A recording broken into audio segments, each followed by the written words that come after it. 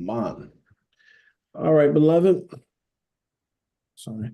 Like always, we want to give honor to the Most High God, the great God that keepeth covenants and mercies for them that love him and observe his commandments.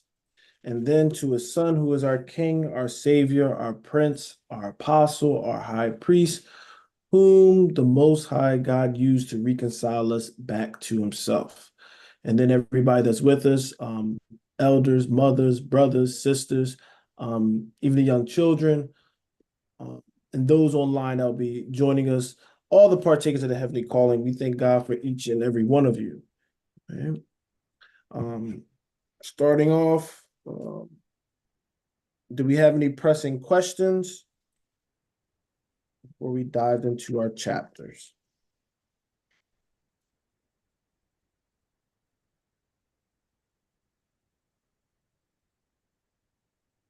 Okay.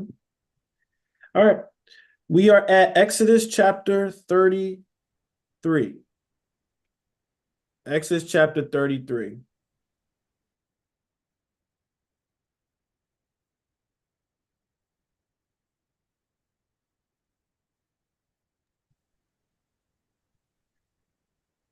Exodus chapter 33.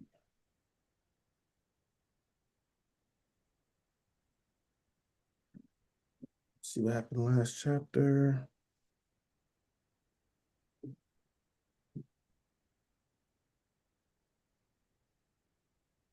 Oh, okay.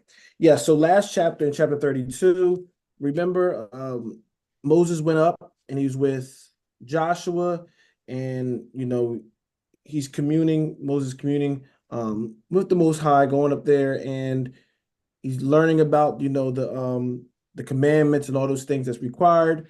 And then in that conversation that him dealing with Most High, we see that what he get interrupted and he's saying, Moses, go down there because your people, all right, they acting up, okay. And what was going on? Remember, Moses up there, he don't understand what's going on fully. We made a golden calf out of earrings and all these jewelry things. We melted it down and made a calf and said, "This be the God that delivered us out of Egypt." Okay. And as Moses started to come down, Joshua's waiting a little further down, and he tells him, Joshua's like, I hear noise in the camp. It don't sound like war. It don't sound like, people crying out, but almost like, probably like a party or whatever going on. So goes down there, Moses see it, and Moses loses it. All right. He was trying to, calm God down a little bit, but when he's seen it, he loses it. He grinds up the idol, make him drink it to a straw. And this is when he said, all that be on the Lord's side. Yes. He went and said, whoever be on the Lord's side, come here. And all the sons of Levi gathered with them, and they went and started killing people throughout the camp. Okay. And then he pleads for Israel as well, because God said, listen, I'm wiping all of them out. Right. And Moses saying, listen, don't do that. If you're gonna take them out, take me out of the book of life as well. All right, blot me out the book as well. He said, no, I'm not gonna. He said, the soul that sinned, they gonna get blotted out. Okay, but he gonna get them. All right, so this is where we left off at, and something to show for us, beloved. Even somebody you have someone advocating on your behalf, and even though Christ died right for us, however, we can see it right here. The soul that sin, oh, they're gonna surely get it. Okay, unless they repent. So you can't go down the umbrella that, oh, Christ died for me, so I can just do whatever. No. Okay. You have to make sure you're doing a decision in serving the Most High God. Okay. His death is not a get out of sin free card that we could just do whatever. Okay. It might be against some people's popular belief, but that's what it is. All right. So let's actually, can you read that verse, Brother Kai? That's Exodus 32 and verse let's do 32 and 32. What am I doing? Okay. Yet now, if thou wilt forgive their sin, and if not, blot me, I pray thee, out of thy book which thou hast written. And Yahweh said unto Moses, whosoever has sinned against me, him will I blot out of my book. All right, so he's saying, The one that sinned against me, that's the one I'm going to blot out. Okay. So when we transgress against the Most High, we are doing what? We are trying to get blotted out the book. Okay. This ain't no regular book that's right on earth that we can see when people's name going in and out, but it's saying that he is keeping record of what we're doing. Okay. And sin is the way that you get blotted out. Okay, so with this book, you can't be blaming everybody else. It's going to be, you're going to give an account for the deeds done in your body. Okay, so this is something to remember. Same thing when we go to Revelation. All right, this ain't nothing that's going to change. Read verse 34. Therefore now go, lead the people unto the place of which I have spoken unto thee. Behold, my angel shall go before thee. Nevertheless, in the day when I will visit their sin upon them. Mm-hmm. And Yahweh plagued the people because they made the calf which Aaron made. So we still got them. All right, and he's still going to take them to the land. We're going to see how what happens and who gets there. Okay, but once again, a big thing we can realize is that, beloved, when you sin, you are taking a chance of not getting into that kingdom. All right, you must repent and you must walk right. Right.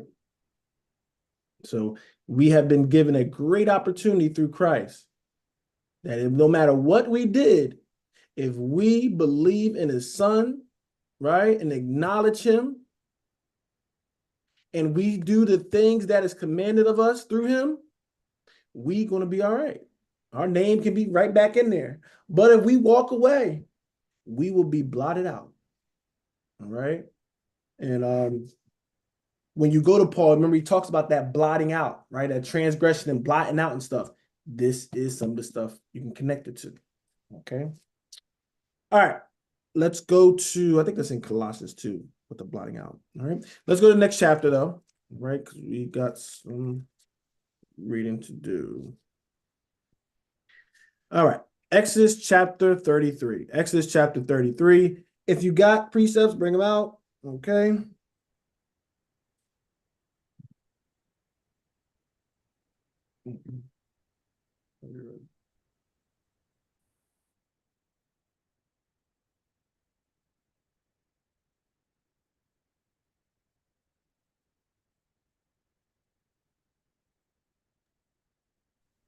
All right, brother, whenever you're ready. 33 and starting at verse 1. Exodus 33 and starting at verse 1. And Yahweh said unto Moses, depart and go up hence, thou and the people which thou hast brought up out of the land of Egypt, unto the place which I swear unto Abraham, to Isaac, and to Jacob, saying, unto thy seed will I give it. And I will send an angel before thee, and I will drive out the Canaanite, the Amorite, and the Hittite, and the Perizzite, the Hivite, and the Jebusite, unto a land flowing with milk and honey. For I will not go up in the midst of thee, for thou art a stiff-necked people, lest I consume thee in the way. All right. So once again, matter of fact, Brother Kai, can you find me you shouldn't make league with them, or you shouldn't marry their daughters? Can you find that for me? I forgot exact. I think it's in Deuteronomy. But yeah, so when we look at this, beloved, so Moses, depart and go hence, thou and thy people which thou hast brought up out of the land of Egypt. All right. So you keep making sure we reminisce and know that he brought us out. And you'll say, why does God always repeat the same thing? Why do they always repeat and repeat and repeat? Why do we repeat things, beloved? We repeat things so people don't forget. It's very apparent that we forget. Okay. So he always saying this, so we know that he brought us out. Because they're not even 50 years off. He just did all these miracles, and they ready to give credit to some idol that they just created from their own jewelry. All right, so that's why it seemed like Most High can be redundant, because he needs to be redundant until it gets in our mind. Okay?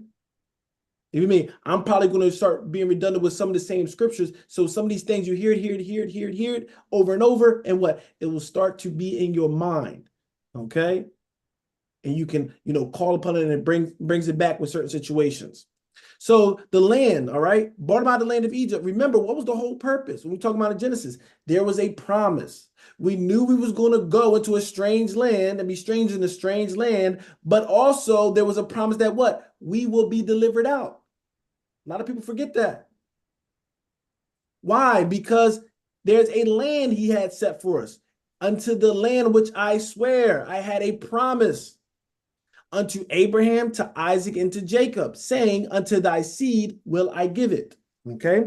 So understanding that is very important. God does not forget his promises. Okay? This is why I keep reiterating the God of Abraham to let you know he still remembers them.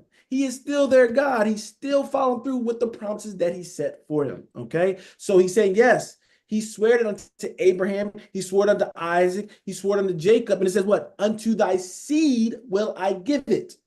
This is why sometimes seed line is very important to certain things, because you just can't grab anybody go in that land and say, oh, well, that's who God had a promise for. No, he's giving you very specific. It's to their seed. Okay.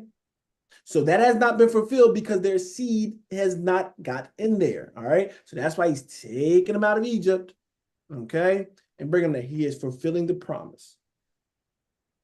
Verse 2. And I will send an angel before thee. All right. So you got a messenger sent before them. And I will drive out, listen, the Canaanites, the Amorites, the Hittites, the Perizzites, the Hivites, and the Jebusites. Okay. I'm going to drive them out. Why is he doing that? Unto a land flowing with milk and honey. For I will not go up in the midst of thee, for thou art stiff-necked. Well, this gets into something bad now, beloved. All right. So he said, I'm not going to be in the midst of you. All right. Why? Because you're a stiff-necked people, least I consume thee in the way. Right. We're going to get into that. Brother Kai, did you find that spot for me?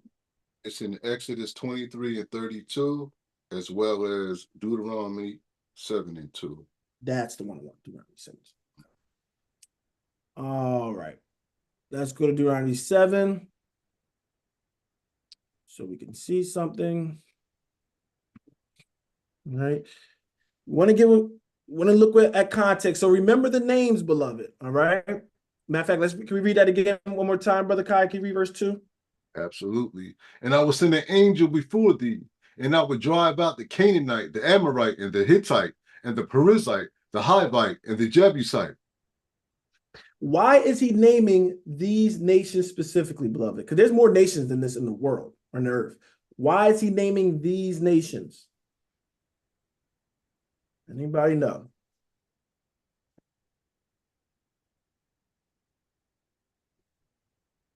Why is he naming these nations specifically?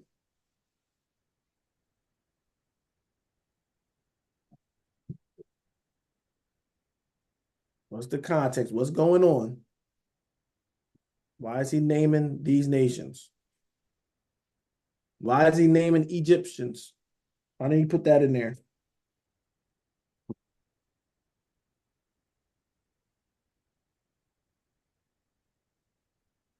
All right. So we got to put these things very important, because some people want to bring certain things, certain doctrines, and you ain't going to have no idea if you don't know the fundamental aspects of what the message is talking about. All right. So we go to verse 1. Brother Kai, let's read from, let's start from the beginning. I'm just going to keep stopping you. And Yahweh said unto Moses, depart and go up hence, thou and the people which thou hast brought up out of the land of Egypt. Up there. That's Israel, right? He brought Israel out, and we know people was joined to him, but it's very important to understand Israel have to be in there. Why? All right. Why is he making that point? Read the next part. Unto the land which I swear unto Abraham, to Isaac, and to Jacob, saying, unto thy seed will I give it. So he's saying, I brought these people out of the land of Egypt because there was a promise. I swore unto what? Their forefathers, okay, which is Abraham, Isaac, and Jacob, all right, that I will give something to their seed, okay, which will be Israel, that nation that's coming out of Egypt, okay. Now let's go to verse 2. And I will send an angel before thee, and I will drive out the Canaanite, So I'm sending an angel before you, and he said, I'm going to drive out the Canaanites, the Amorite, mm-hmm, and the Hittite, mm-hmm, and the Perizzite, mm-hmm. the Hivite, and the Jebusite. Why is he naming them, beloved? Go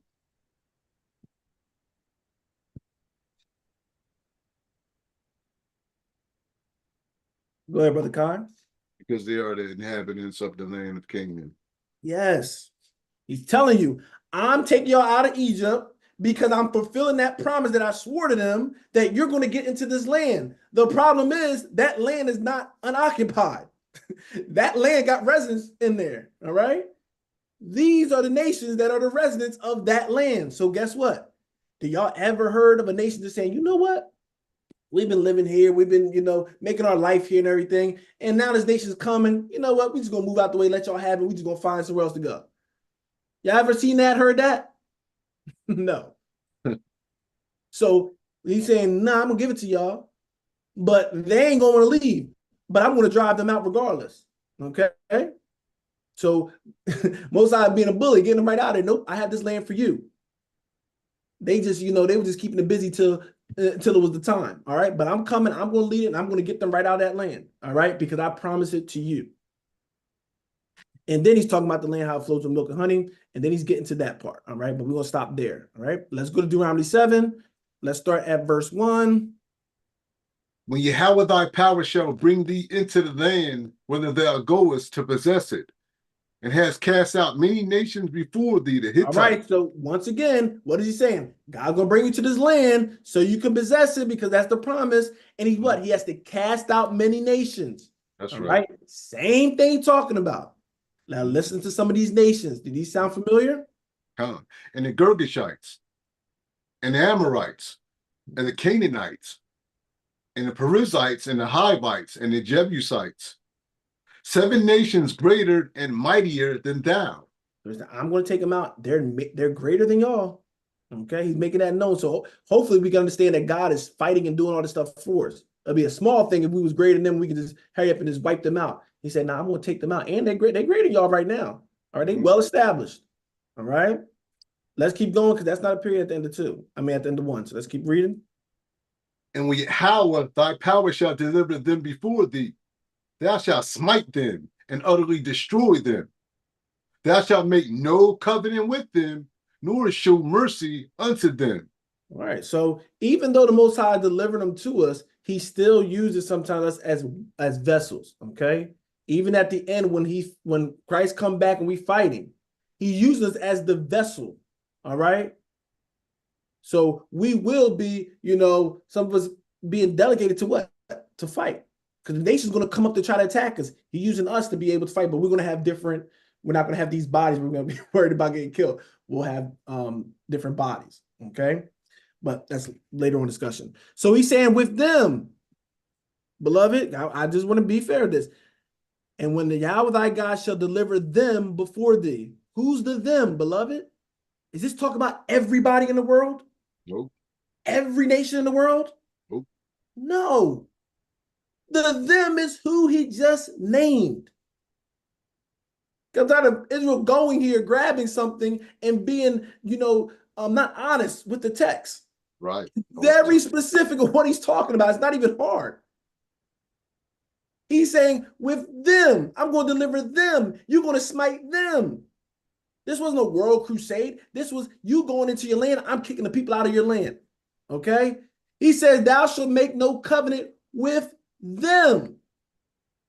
Why is he saying don't make a covenant with them, show mercy to them? Because that's the land you're taking over. And Most High probably knows there's a reason you don't want to join covenants with people. Okay? First of all, if you're making covenants and doing all that stuff, it's their land. That could be a problem later on. Right? Even if you kick someone out, you might win the war. If you still tied and connected with them, they might still feel like they're entitled to that land. Okay?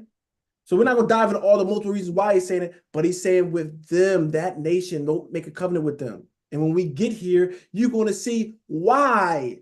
Okay? Because as you know, Israel pattern, we don't listen. Okay? So he said, don't make no covenant with them, nor show mercy unto them. Keep reading. Neither shalt thou make marriages with them. Thy daughter thou shalt not give unto his son, nor his daughter shalt thou take unto thy son. Don't be intermingling and being one with them. Okay. Yes, we can use other laws to say that, yes, we should be making marriage and everything within Israel. Okay. But this is not the best precept to use for that, because this is dealing specifically with the people in that land. Mm-hmm. Okay. So I don't have no problem you going to something to say something, but make sure we are grabbing the proper context. This is not talking about everybody. No. Okay. This is specific. These people, because you're going to this land. Don't make a league with them. Don't show them mercy. Don't be married within each other. Not with them. All right. You're taking over their spot. And sometimes that wouldn't be the wisest thing to do, because a lot of times you make leads, some of them can be loyal to their country or whatever. You just took them over, you're enemy of them, and you killing their brothers, their brothers, their cousins, all that stuff. Some of them might have a little bit of vengeance in their heart, and you over there making, they could be doing something to try to take out Israel. So the Most High knows all these kind of things. All right, He calculates all these things, beloved. All right, we're not dealing with all that right now. Let's go back. Just showing you this is the linkage you make with those nations. All right. It's because of this. Because y'all are we're going to go in that land. We're going to take it over. They're already there, but Most High is saying, I'm going to drive them out. All right. So now he's saying in verse 3, you read verse 3, right, Brother Kai? No. Okay. Oh, did I? No, I didn't. Okay. Let's read then. Unto a land flowing with milk and honey, for I will not go up in the midst of thee, for thou art a stiff-necked people, lest I consume thee in the way. Mm-hmm. And when the people heard these evil tidings, they mourned, and no man did put on him his garments. Ornament. But Yahweh has said unto Moses, say unto the children of Israel, ye are a stiff-necked people. I will come up in the midst of thee in a moment and consume thee. Therefore, now put off thy ornaments from thee, that I may know what to do unto thee. Mm-hmm. Verse 6. And the children of Israel stripped themselves of their ornaments by the Mount Horeb. Right. So I wanted to read it through so y'all know why they was feeling that way. So when the people heard these evil tidings, right? Remember, good tidings. What is good tidings, beloved? That's good news. That's what the gospel is called, good tidings, right? Evil tidings is what? Bad news. Okay? They're mourning because the Most High had them, because it says no man did put on him his ornaments, but you have to read verse 5 to kind of maybe get a little detail. He told them, you are stiff-necked. I will come into the midst of thee in a moment and consume thee. So if you got God saying, I'm going to come in the midst and, consume y'all, destroy y'all, this ain't good news. All right. So he's saying, take off those ornaments. I don't know what I'm going to do to you. Okay. I got to look more into the ornament aspect of, that's one thing. I got to look into that. But all right, let's keep going. Verse 7. And Moses took the tabernacle and pitched it without the camp, afar off from the camp, and called it the tabernacle of the congregation. And it came to pass that everyone which sought Yahweh went out unto the tabernacle of the congregation, which was without the camp. And it came to pass, when Moses went out unto the tabernacle, that all the people rose up and stood every man at his tent door and looked after Moses until he was gone into the tabernacle. Mm-hmm. So anybody know why? No, it's fine. Anybody know why he's going outside the camp? What is that representing?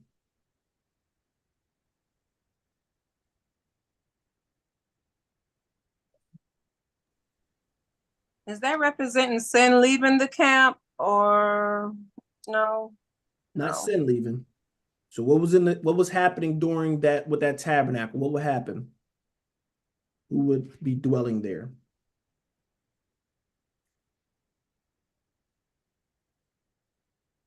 The Most High dwell within the tabernacles with us.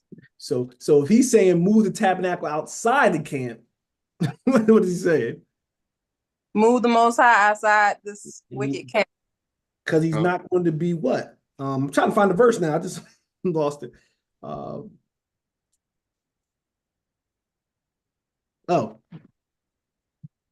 Verse 3. Read verse 3 again, Brother Kai. Absolutely. Unto a land flowing with milk and honey, for I will not go up in the midst of thee, for thou art a stiff-necked people, lest I consume thee in the way. He's saying, I will not go up in the what? In the midst of thee. I'm not going to go, because remember, the tabernacle be smack dab in the middle of them. He said, I'm not going to go in the middle of y'all no more. Why? Because I'm going to be tempted to destroy y'all. So he's saying, I got to remove myself. All right? Sometimes we can take a little lesson of that, right? Sometimes you ain't going to be able to deal with something like, listen, I got to remove myself before I do something. You know what I mean? You know what we say, before we do something we regret? So Most High is saying, take me out the camp, because y'all so hard-headed. Y'all want to do what y'all want to do. I might start killing y'all, right? I might start destroying y'all. So take me out the camp, all right? So he moved himself out the camp. So we see this is very important. Remember, this is the carnal tabernacle, the carnal thing. Why is it a big deal? It's just carnal. I just have it right there. No, it's supposed to be showing us something, all right? And beloved, if we don't do well, if we don't do what's right, if we become stiff-necked to God's word, guess what he's going to do? Remove himself from the camp. He won't force himself on Israel. He will try to persuade us, try to compel us that he is our God and that it's in our best interest to serve him, but he ain't going to force us. He ain't going to put us in a headlock and you got to serve. He ain't doing all that. You don't want me? Okay, I'll remove myself from the camp. You don't got to ask him. Your lifestyle is going to tell him what to do. Okay? So that's why he's saying, nope. Now he's going outside the camp. He's out there. Okay. What verse was that? 8. Okay. Verse 8. So it's good you see that parallel, but yeah, as I say, it's the opposite. Like, now it's outside the camp. It's been there. It's convenient when the Most High is in there. It's supposed to be a comfort when the Most High is in there. But now he's showing that, listen, I'm not playing that. Not going to be dwelling among y'all. So when people saying, you got these congregations and stuff, right? And they doing things against the Most High, and they thinking the Most High is dwelling in there while they're doing things against them. They're under a strong delusion. Okay? We go and start doing things wicked and against the Most High, and we thinking the Most High is dwelling with us. We're under a strong delusion. And this is talking about the camp, but also within us now, beloved, because we know that spirit is supposed to be within us.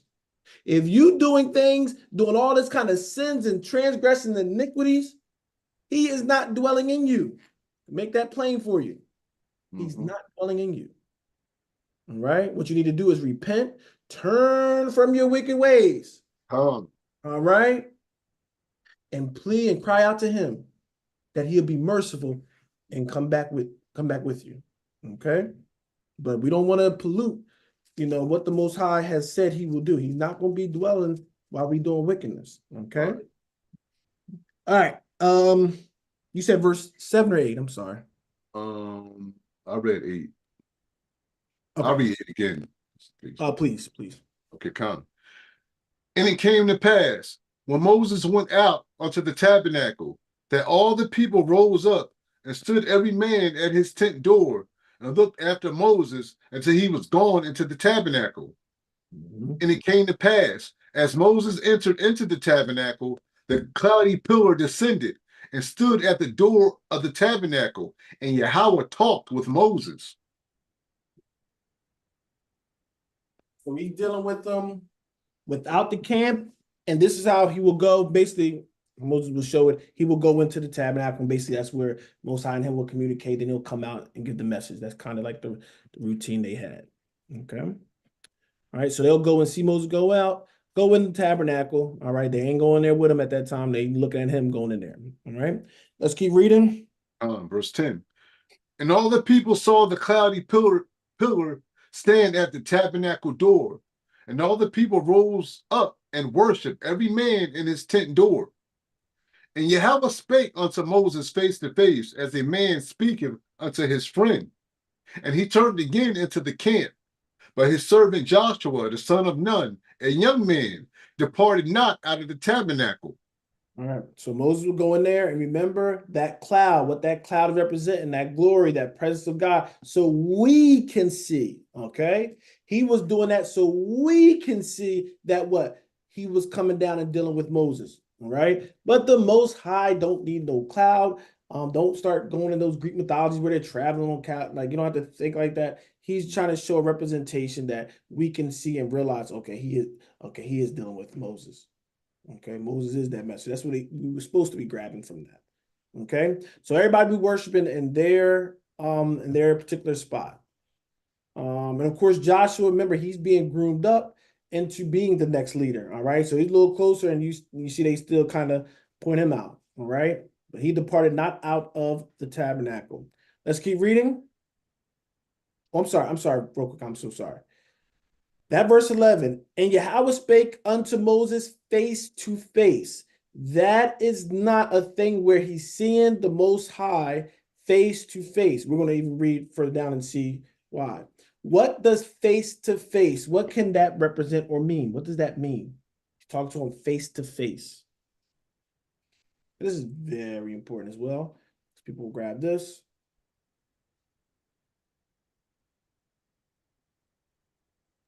It's like 101, just one-on-one and ultimate in an intimate setting, right? So when I speak to y'all, like I speak face to face, all right, very clear. Okay, it's different. Ain't like it's a telephone thing like you'll see. All right, God told this person, and it goes to this, and it goes to this, right? I don't know if y'all played telephone in school or whatever, right? It will be one person get the message, then they'll go and whisper to the next person, they whisper to the next person, and usually by the time it goes down, it's a whole different message. All right, he's not getting it filtered; he's getting it right from that source. He's getting it directly. Okay, so he's saying the Lord, this is the key, and Yahweh spake unto Moses face to face. Okay, so he made it very clear. And we're going to get to later on with Miriam and them, and he's going to reiterate that point, okay, of how he spoke to them. Well, I'll just give y'all the thing. He spoke to Miriam and them through dreams and visions and stuff, okay? That's how he spoke to a lot of prophets, right? Through the dreams and visions, he gave them similitudes, things like that, okay? They didn't get it like how Moses is getting it. Moses is getting it like, I'm talking to you. They didn't get it like that. They were getting it through dreams and visions. So it was just showing a little bit of a difference. Okay, it's a difference from you being there and you an eyewitness to an account, and then when you heard it from maybe an eyewitness, right? They're always hearing it kind of in that eyewitness aspect from someone else. But Moses, like, I'm just there, right? So he's just showing you, he was dealing a little more closer and deep with Moses. Okay, good job, mother. All right, what verse we at, Brother Kai? Sorry, cutting you off. No, you good. Verse 13. Mm-hmm. On 12. Oh, I'm sorry. Yeah, 12. Okay. The water, sister. The water. And Moses said unto Yahweh, see, thou sayest unto me, bring up this people, and thou hast not let me know whom thou wilt send with me. Yet thou hast said, I know thee by name, and thou hast also found grace in my sight. Now therefore I pray thee, if I have found grace in thy sight, show me now thy way, that I may know thee, that I may find grace in thy sight, and consider that this nation is thy people. All right, so Moses making his request. All right. Thou said to me, you tell me to bring these people up, right? And thou not let me know whom thou will send with me. You ain't give me, clearly directions with everything. Yet thou says, I know thee by name, right? You saying I know you by name, and thou has also found grace in my sight. You saying I got this favor from you, and I know you by name. I'm dealing with you in a certain way. He said, I pray, if I found grace, like you're saying, show me now thy way, that I may know thee. All right. So Moses like, I want some, can I get a little more clarification, something added to what I've been getting, right? And consider that this nation is thy people. Once again, he's still pleading for the people because what? He's the advocate. He's the mediator, right? He's kind of doing what Christ does. Okay. So he's that mediator. So this is what he's doing, right? Verse 14. And he said, my presence shall go with thee, and I will give thee rest. And he said unto him, if thy presence go not with me, carry us not hence. Let's keep going. For wherein shall it be known here that I and thy people have found grace in thy sight? Is it not in that thou goest with us? So shall we be separated, I and thy people, from all the people that are upon the face of the earth. All right.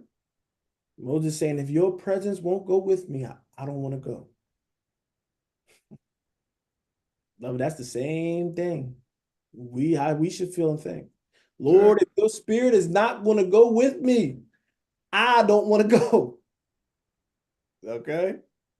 So he's saying, if you ain't with me, I don't want to, don't take me nowhere where that your spirit ain't gonna be with me. All right. But listen what he said. I love that verse 14. He said, my presence shall go with me, and I will give thee rest.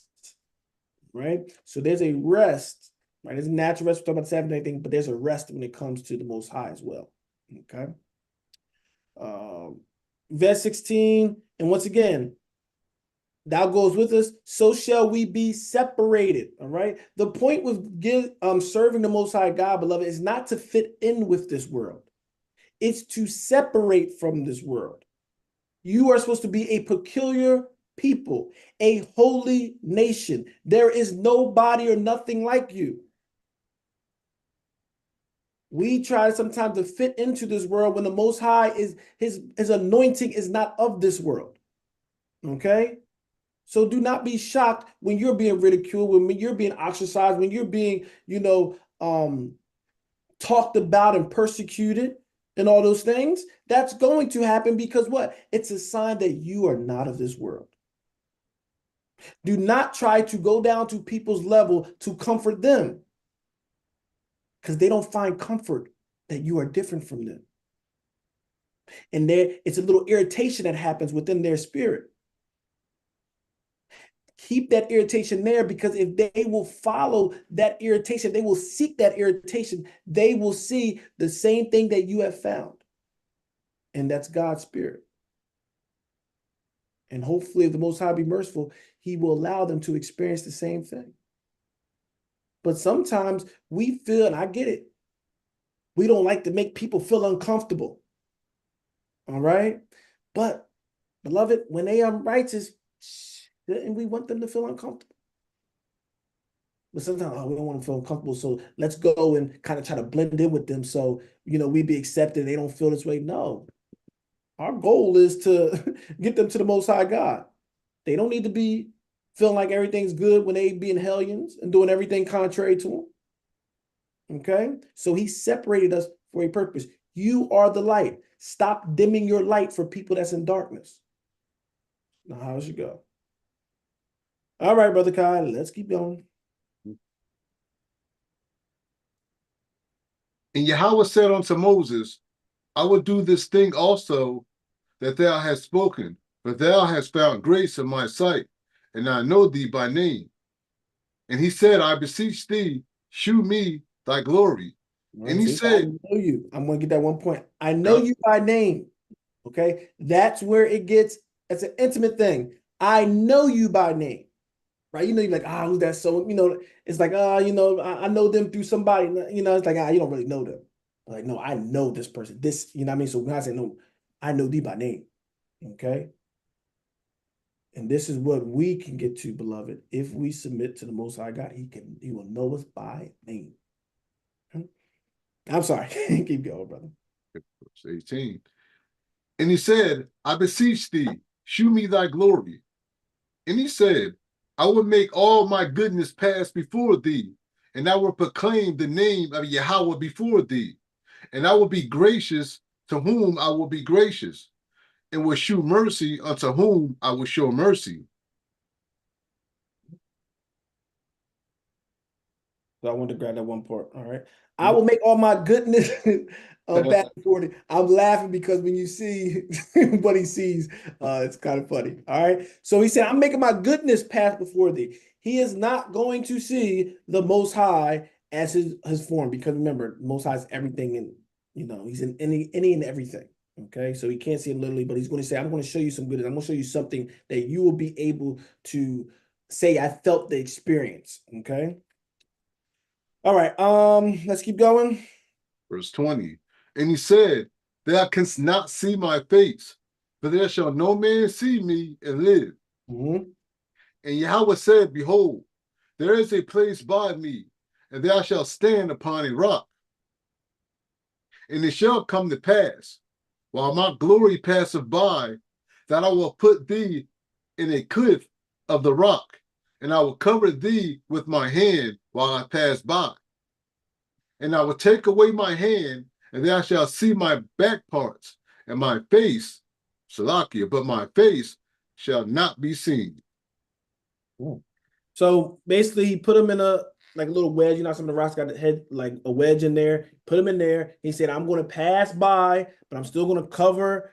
I'm going to cover it so basically you can only see a certain portion of me." Okay, so this is the closest that we kind of have record that anybody got that close. But once again, this is not. This is the Most High glorifying himself so that he can kind of see the presence, just like the cloud coming down.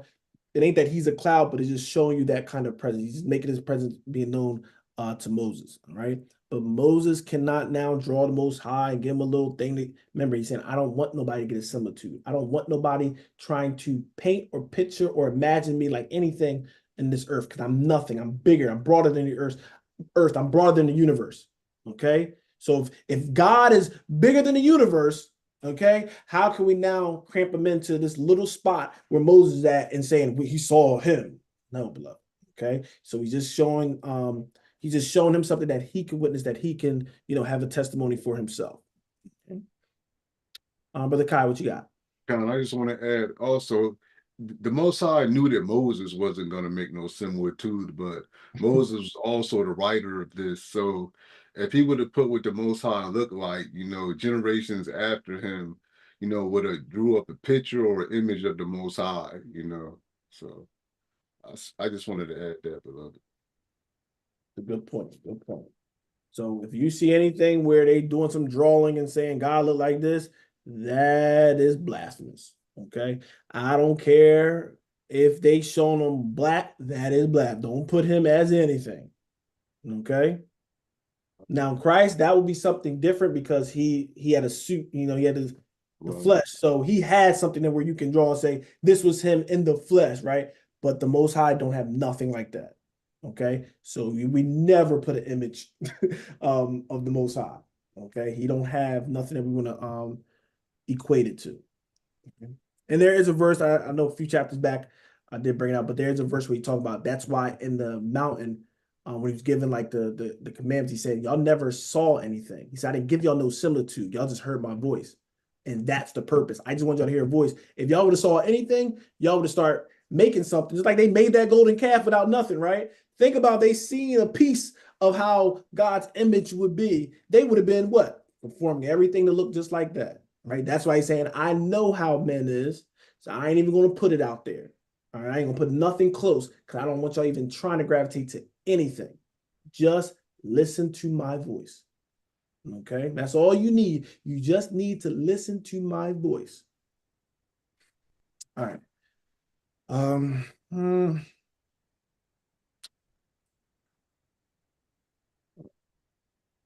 Run through this one.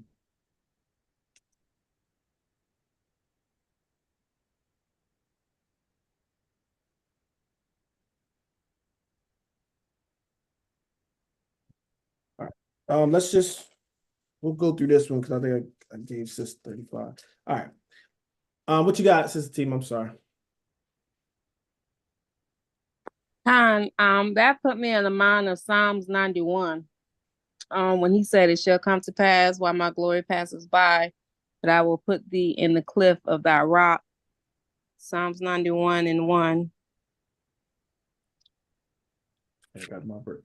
At the shadow of the Almighty. I know somewhere. Yeah, he's pretty much saying, I'm going to be with you irregardless because you trust in me. I'll be your shield and buckler. Mm-hmm. He was like, well, if you don't go, I'm not going. He was reassuring him, I am your shield and buckler. Verse 1 and verse 4. I mean, the whole thing is good, but 1 and 4. Mm-hmm. He shall cover thee with his feathers, and under his wings shalt thou trust. His truth shall be thy shield and buckler. Can you read verse 1 first? Come. He that dwelleth in the secret place of the Most High shall abide under the shadow of the Almighty. I will say of Yahweh, he is my refuge and my fortress, my God, in whom will I trust. Surely he shall deliver thee from the snare of the fowler and from the noisome pestilence. He shall cover thee with his feathers, and under his wings shalt thou trust. His truth shall be thy shield and buckler. This is one of my aunt's favorite passages. she loved this one. Right. So he that dwelleth in the secret place of the Most High shall abide under the shadow of the Almighty. And that's strong and powerful, beloved. All right. Talk about that shadow. They always say, oh, it's a shadow. That shadow, that means what? The image is right there. To be in the shadow, right? He's right there. He's protecting. Okay. But how? The question is how we dwell in the secret place of the Most High. That's by trusting in him. Okay. If we trust in him, we don't have to worry about what's going on.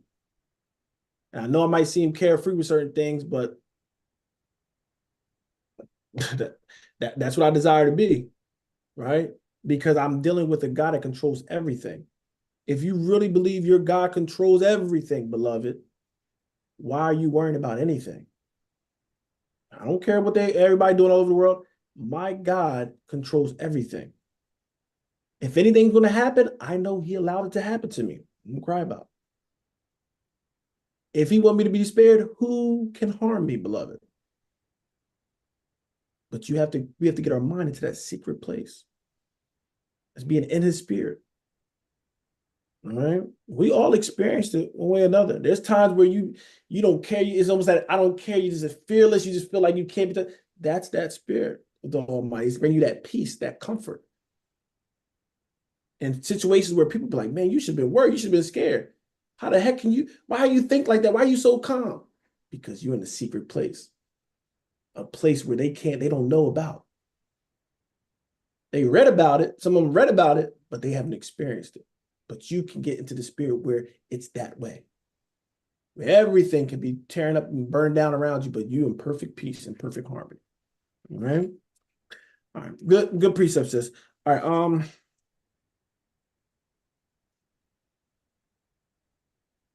I didn't think that's gonna be long. All right. Let's just knock out some of this. Let's read 4 verses at a time. Not gonna rush, but we're just gonna go through it. I don't think we need to. And Yahweh said unto Moses, hew thee 2 tables of stone like unto the first, and I will write upon these tables the words that were in the first tables, which thou breakest. And be ready in the morning, and come up in the morning unto Mount Sinai, and present thyself there to me in the top of the mount. And no man shall come up with thee, neither that any man be seen throughout all the mount, neither that the flocks nor herds feed before that mount. And he hewed 2 tables of stone like unto the first. And Moses rose up early in the morning and went up unto Mount Sinai as Yahweh had commanded him, and took in his hand the 2 tables of stone. We keep reading. Just about the stone. Remember, he broke the stones when he came down because he's upset. He's just saying he made the same thing and go up there, have nobody with you or any flock, like he already commanded before. So we keep going. And Yahweh descended in a cloud and stood with him there, and proclaimed the name of Yahweh. And Yahweh passed by before him and proclaimed, Yahweh, Yahweh, God merciful and gracious, long-suffering, and abundant in goodness and truth, keeping mercy for thousands, forgiving iniquity and transgression and sin, and that will by no means clear the guilty, visiting the iniquity of the fathers upon the children, and upon the children's children, unto the 3rd and 4th generation. And this is very, very good, very strong, beloved. All right. So he descended in the cloud, right? And this is what he looks. Listen to the proclamation, right? How is he merciful, gracious, long-suffering, abundant in goodness and truth? He's trying to what? Show more characteristics of himself to us that we can realize the God we're dealing with. Yes, we know he's all powerful. We know he's strong. We know he can destroy. But he's saying also what? I'm gracious. I'm long-suffering. Because he got to be. Like dealing with y'all knuckleheads, I got to be long-suffering. I'll destroy everybody. All right? Abundant in goodness and truth. All right? So in that verse 7, keeping mercies for thousands. We can connect that to what? 10 command, right? Having mercy upon thousands of them that what? Love him and keep his commandments. All right, he's going to keep that mercy. And also what? Forgiving iniquity and transgression. Okay? So Moses was pleading and doing those things, but remember, it's still to be the Most High that okays it. You can plead all you want. He can still say, nope, right? But he's like, I'm merciful. I forgive iniquities and transgressions. Thank God he does, because we all been done. Okay, but it's because he's good. All right. But he said, just because I forgive iniquities and transgressions, what do you say right after that? And that will by no means clear the guilty. Okay. So if you guilty, which we all were, you need to what? You need to go to that forgiving God that's able to clear you from any charges that you have done. But if you're going to be high-minded and proudful, well, I know people that did worse than me, so I don't need to repent. See, you're going to get caught up in it. All right. So visiting iniquities upon the fathers, upon the children, third and fourth generation, kind of what he already mentioned before. All right. Kind of given, says God, the covenant being renewed. Yeah, he basically reiterated the same thing, right? Because we did already darn near broke it probably 50 times already, those commandments. Okay. So he's reiterating, still letting y'all know, do what's right. I want y'all to be my people. I want to be your God. All right. Just do right. That's all he's asking is for us to do right. Let's keep going. And Moses made haste and bowed his head toward the earth and worshiped. And he said, if now I have found grace in thy sight, O Lord, let my Lord, I pray thee, go among us. For it is a stiff-necked people, and pardon our iniquity and our sin, and take us for thine inheritance. And he said, behold, I make a covenant before all thy people. I will do marvels, such as have not been done in all the earth, nor in any nation. And all the people among which thou art shall see the work of Yahweh. For it is a terrible thing that I will do with thee. Observe thou that which I command thee this day. Behold, I drive out before thee the Amorite and the Canaanite and the Hittite and the Perizzite and the Hivite and the Jebusite. All right, let's stop right there. All right. So he's already letting us know, right? Moses putting his head down to the earth, right? He's praying, plead to the Most High. He's saying, if I found grace, he's saying what?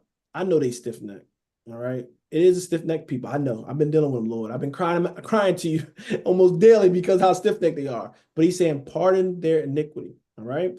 Pardon me what, beloved? We did wrong, but forgive it. Blot that part out, okay? Just like we see with Christ, right? He came to blot out those transgressions that we did against the what? The covenant. Verse 10, I make a covenant before all the people. I will do marvels such as have done in all the earth, not been done in all the earth. So I'm going to do it. Make a covenant with y'all, and I'm going to do something I ain't never do, right? Nobody on earth or nation have experienced the things I'm going to do for y'all. And all the people which thou art shall see the work of Yahweh. All right.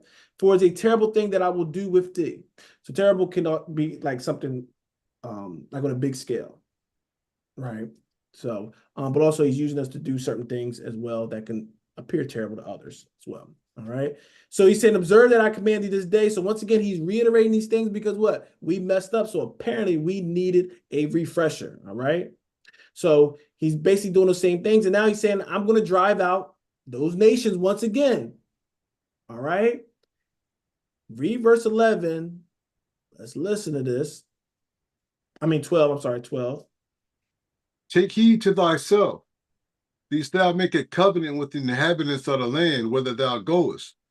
Lest it be for a snare in the midst of thee. All right. So once again, He's telling you, because I remember I said sometimes you can read something somewhere, he'll make a, allude to certain things, and sometimes he might give you the fullness in another spot. Here he says the reason. Remember, he said, don't make a covenant with them. Don't make leagues with them. Don't be married to them. Why? He said, least it be for a snare in the midst of thee. Least it brings you all kinds of problems and headaches. All right? This is talking even Israel within Israel. You got a certain brother or sister that's not conforming to the covenant. They're not doing what thus saith the Lord. He's going to tell you, don't make a covenant with them. Why? Because they're going to be a snare to you. Some of us biggest hells is the covenants we made with what? People that is not aligned with the Most High. What do you think is going to happen? Oh, he don't believe in God, but he's just such a good man, though. He got the. She don't believe in God, but she got good. She loves me though. And I do in that time start getting, and then you start. The Most High try to start using you to do His will. Guess what? A lot of times that person right there now is a snare to you. And now you're crying. Oh my God! I'm trying to do it. Get him because of that. So sometimes he try to what? He try to prevent those things. Because remember, he can see through time, beloved. He's not limited. We are limited from now and what we've seen. He goes to things that have not been seen. He can see the futuristic things. Okay? So we got to remember that. Terrible meaning good or bad. Yeah. So this is something we have to just keep it on miss. Most High is doing this because he loves us. And because he loves us. All right. And he's like, I don't want them to be dealing with that kind of thorn in their side. And we're going to see this played out exactly. All right. So remember this as we read further on. Okay. All right. Let's keep going.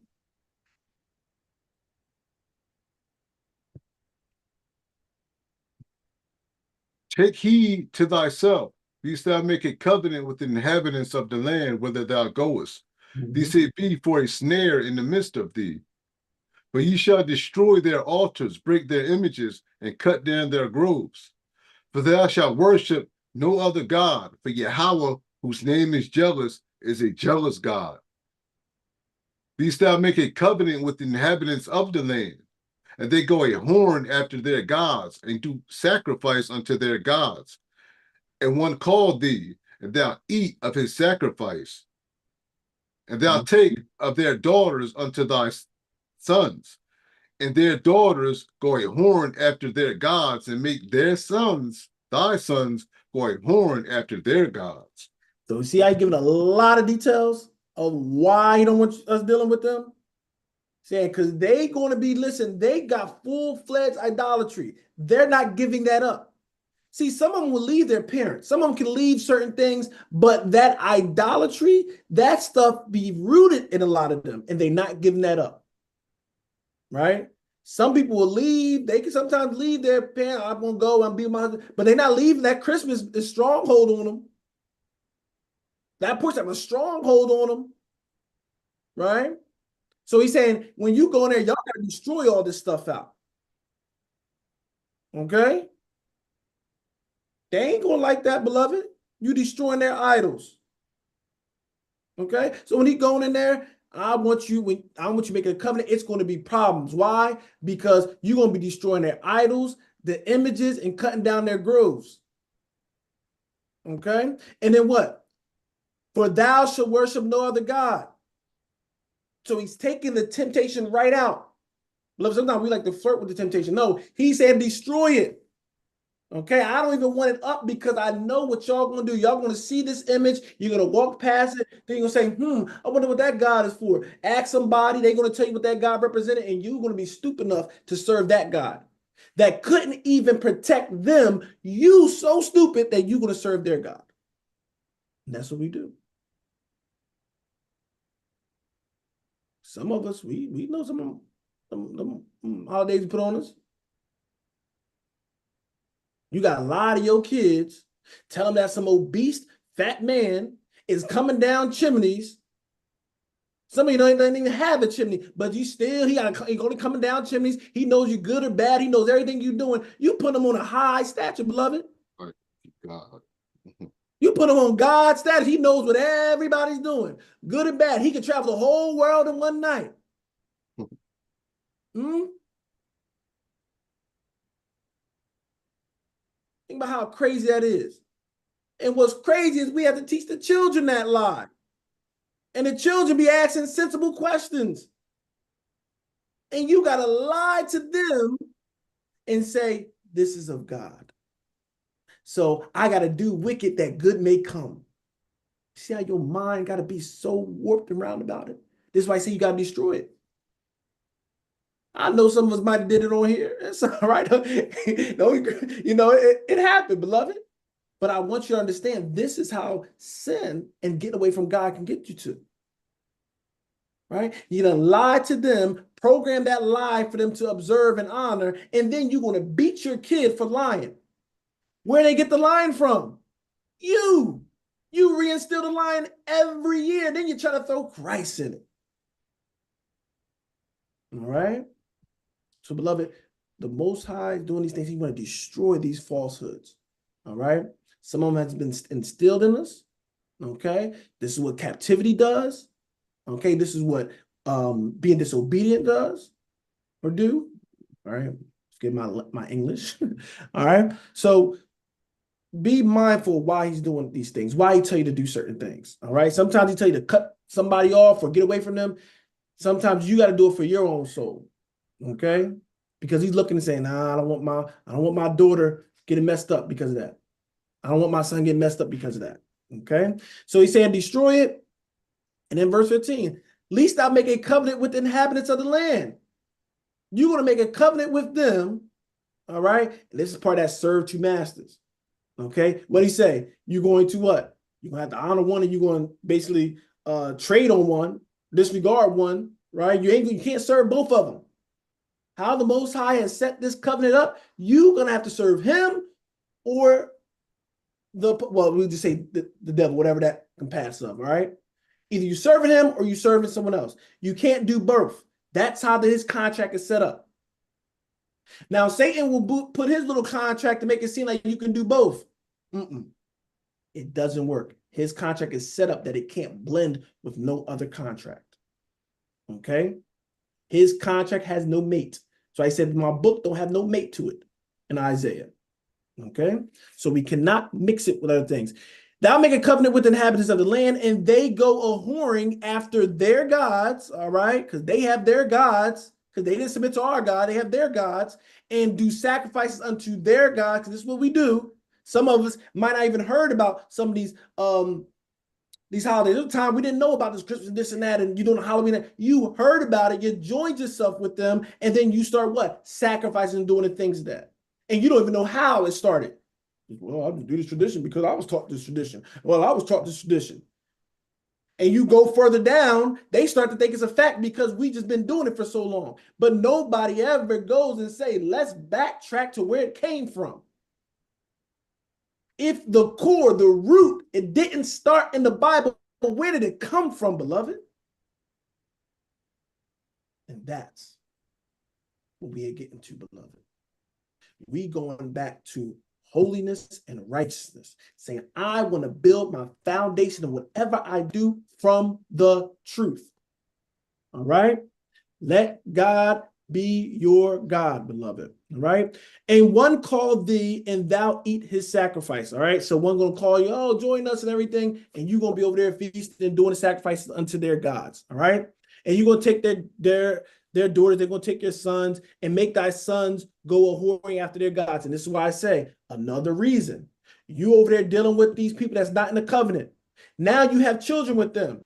The children that you say, I love my children, which is the Most High put that spirit that we love our children. Guess what? You can be with the wrong person. Now your child is now connected with another God. And that's where it hurt. Even if you don't think about yourself, think about the children.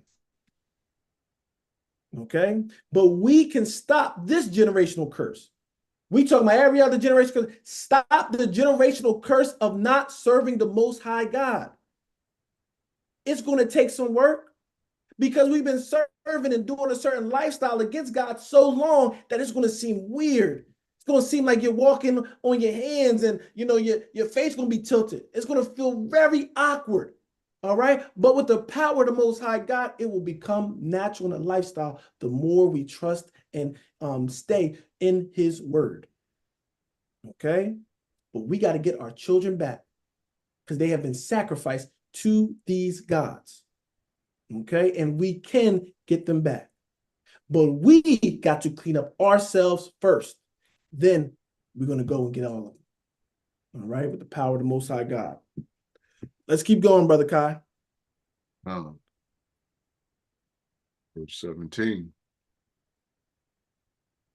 Thou shalt make thee no molten images, no molten gods.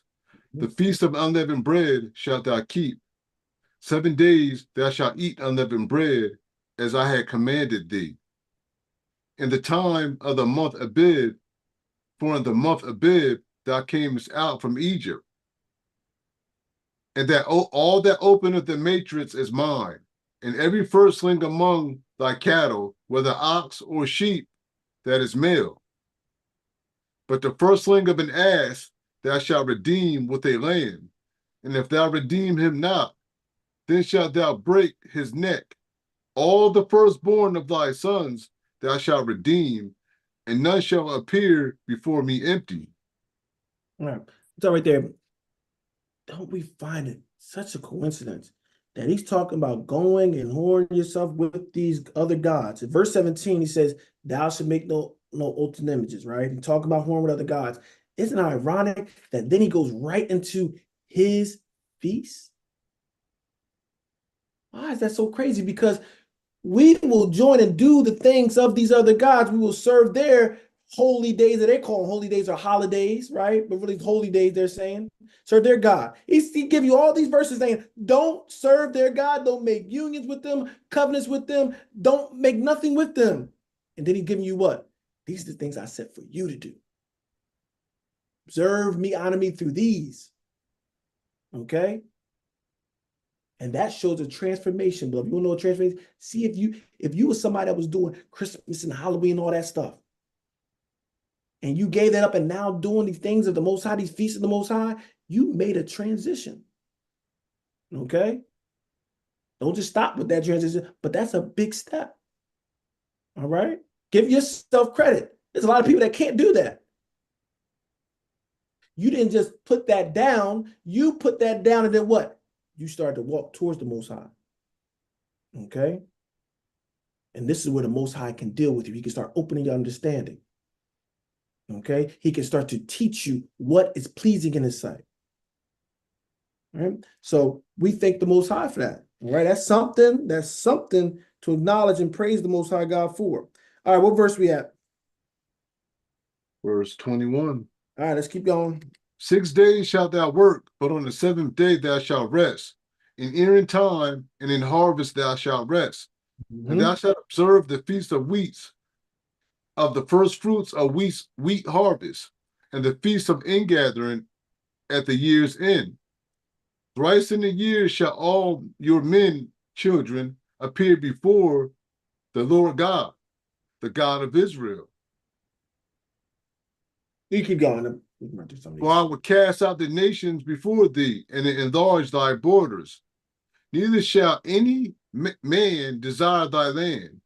When thou go up to appear before Yahweh thy power thrice in the year, thou shalt not offer the blood of my sacrifice with leaven, neither shall the sacrifice of the feast of the Passover be left until the morning. All right, real quick. So you're gonna be coming. We're gonna be coming to the feast and give 3 feasts out the year. I don't know if he says in this chapter, he might, but it says what? I will cast out nations before thee. All right, I'm gonna kick these nations out before thee and enlarge thy borders. So you have a certain land, but what? He said, I'm going to actually give you more.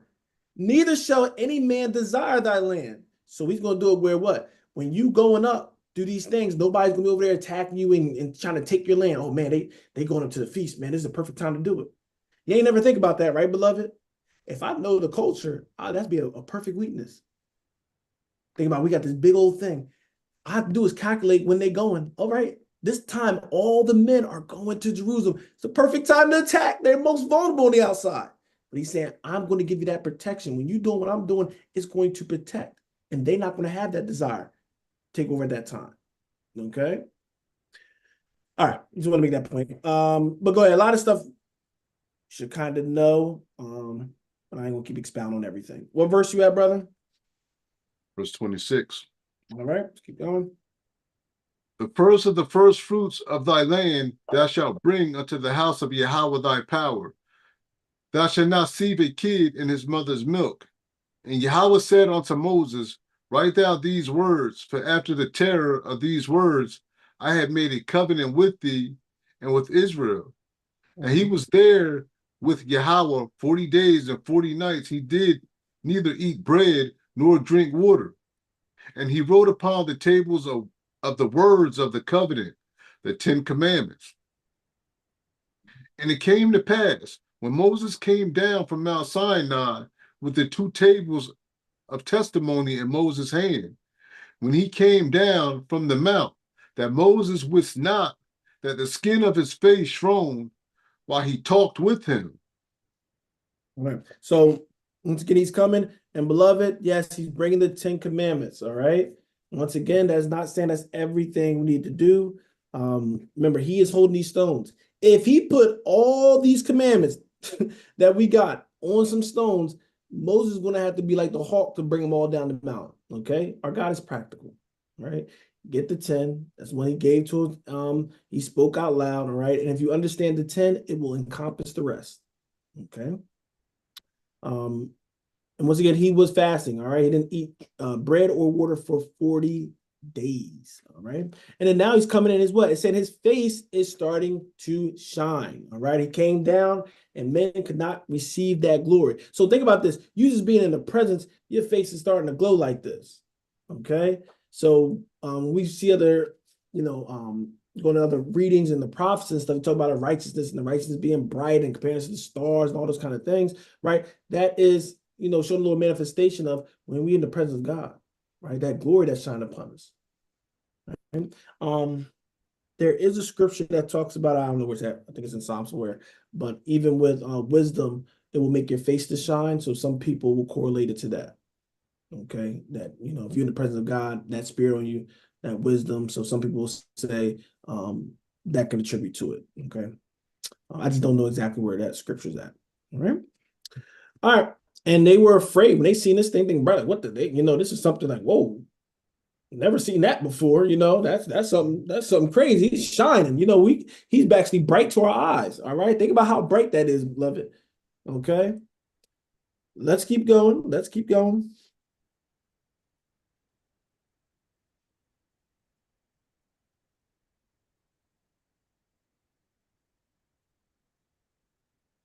I think we have 31. Oh. Where we at? Oh, yeah. And Moses called unto him. And Moses called unto him, and Aaron and all the rulers of the congregation returned unto him, and Moses talked with them. And afterward all the children of Israel came nigh, and he gave them in commandment all that Yahweh had spoken with him in Mount Sinai.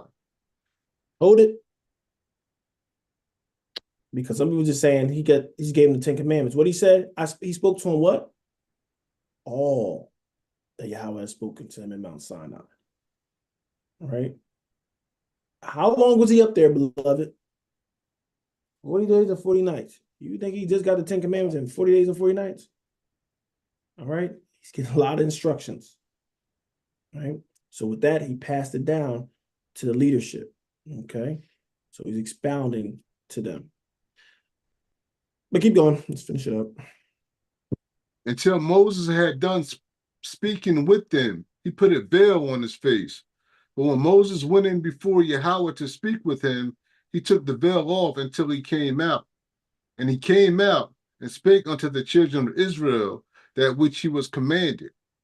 And the children of Israel saw the face of Moses, that the skin of Moses' face shone. And Moses put the veil upon his face again until he went in to speak with him.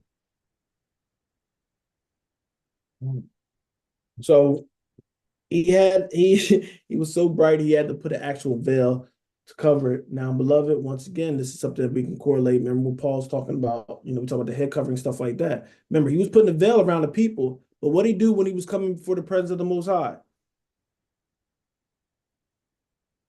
What did he do? He took it off. He took it off, right? Took that covering off. So we can see that this why coincidence they put that in the scriptures? I doubt to believe so. Okay. So for men, this is something you can grab and say, this is why we, don't have nothing over our head. We take any kind of veil we have off our head, in the presence of him. Okay. All right. Do anybody got anything to add from Exodus chapter 33 and 34? A lot of information. Okay. I know it's a lot of information, but beloved, this is why it's good. It's on YouTube. You can go at it, and break it up, do it at your own pace. Okay. And you can always ask questions if there's something that you have questions with as well through it.